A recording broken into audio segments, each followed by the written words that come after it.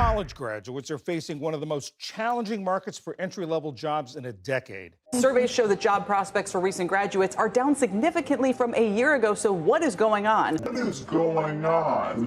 The world is facing a shocking contradiction. Global population is still growing, yet the number of young people actually working is collapsing. So let me get this straight. Companies can't find workers and young people can't find jobs. Fascinating system.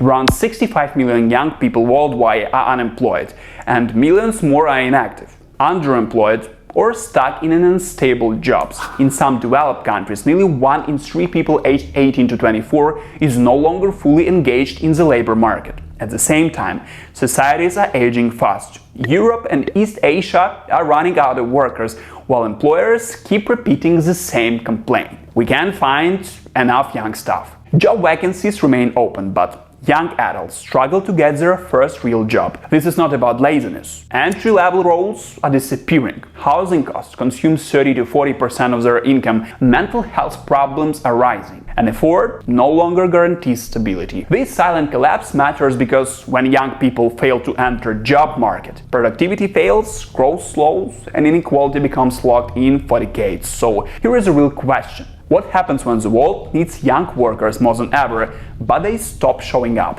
Tell us your opinion in the comments below. Don't forget to hit like, subscribe and share this video, because what comes next explains why this crisis could reshape the global economy faster than most people expect. Starting your career at the wrong time can change your entire life. Economies call this the scaring effect, and the numbers are brutal. Young people who enter the job market during recessions earn 10 to 15% less than their peers, and those losses can last for 10 years or more. This isn't just a short delay. It permanently lowers lifetime income, career progression, and even job stability. When millions of young workers experience this at the same time, the damage spreads across the whole economy. Lower wages mean lower consumer spending, weaker demand, and slower productivity growth. Governments collect less in taxes while spending more on unemployment benefits, healthcare, and income support. Over time, this creates a heavy fiscal burden that drags down national growth. A scarred generation also forms families later, buys fewer homes, and takes fewer risks like starting businesses. Innovation slows, inequality widens, and social mobility breaks down. What begins as a weak job market quietly turns into a long-term economic handicap, not for individuals, but for the entire countries, trying to grow in an increasingly competitive world.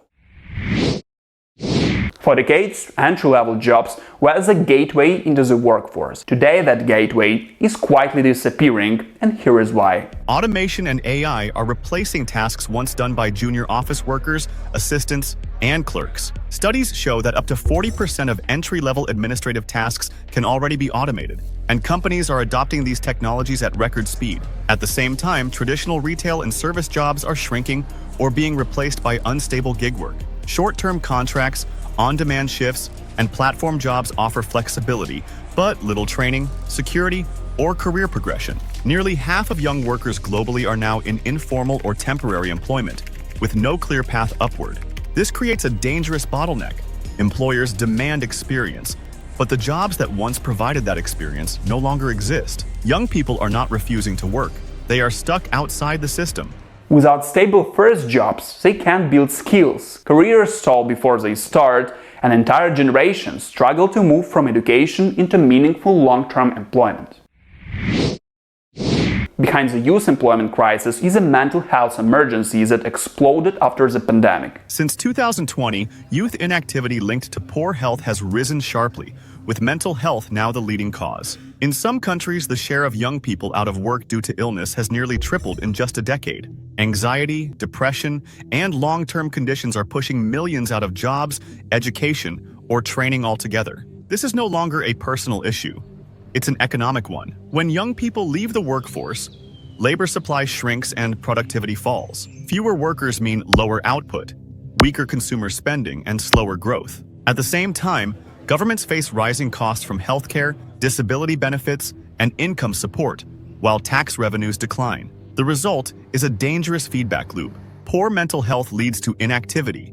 Inactivity worsens isolation and financial stress, and economies lose a generation of potential workers. Left unaddressed, the NEET crisis threatens long-term growth and social stability across entire societies.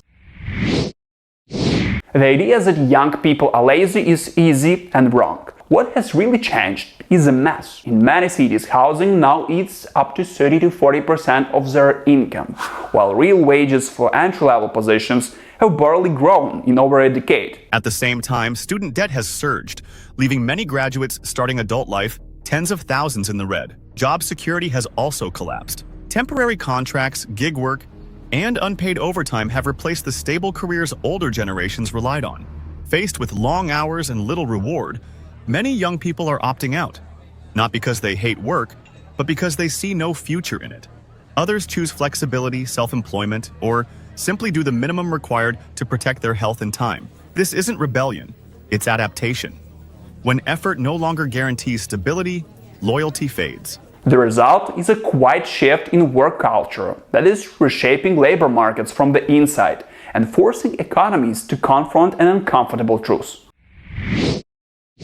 This crisis is not limited to one country, it's global, with dangerous flashpoints everywhere. In China, an estimated 20 million urban young people are unemployed, even as the country produces a record number of university graduates each year. Youth unemployment in Chinese cities hovers around 12%, and many experts believe the real number is higher. Across Asia and Africa, the problem looks different, but is just as severe. In sub-Saharan Africa, nearly 3/4 of young workers are stuck in informal or insecure jobs with low pay and no protection. In many middle-income countries, education levels are rising faster than job creation, leaving graduates overqualified and underemployed. Europe faces its own version of the crisis. Around 1 in 5 young Europeans is still not in employment, education, or training, with NEET numbers remaining stubbornly high years after the pandemic. The common thread is mismatch. Young people are more educated than ever, yet the jobs available don't match their skills. This is no longer a local failure, it's a global one. Fixing the youth workforce is urgent. It's not charity, it's economic survival. Investing in young people boosts growth, stability and innovation. Governments need smart policies, create real entry-level jobs, align education with digital and green skills, and offer affordable training and education. Mental health support is essential because a workforce that is struggling cannot perform. Countries that act now will gain higher productivity, stronger tax bases, and a generation ready to drive the future. Those that delay risk slower growth, rising inequality, and deep social tensions. So here is a question. Will governments invest in younger workers or accept a future with fewer skilled workers and weaker economies? Let us know in the comments. And don't forget to hit like, subscribe and share this video so you don't miss our upcoming content. Next one's brewing. Stay tuned.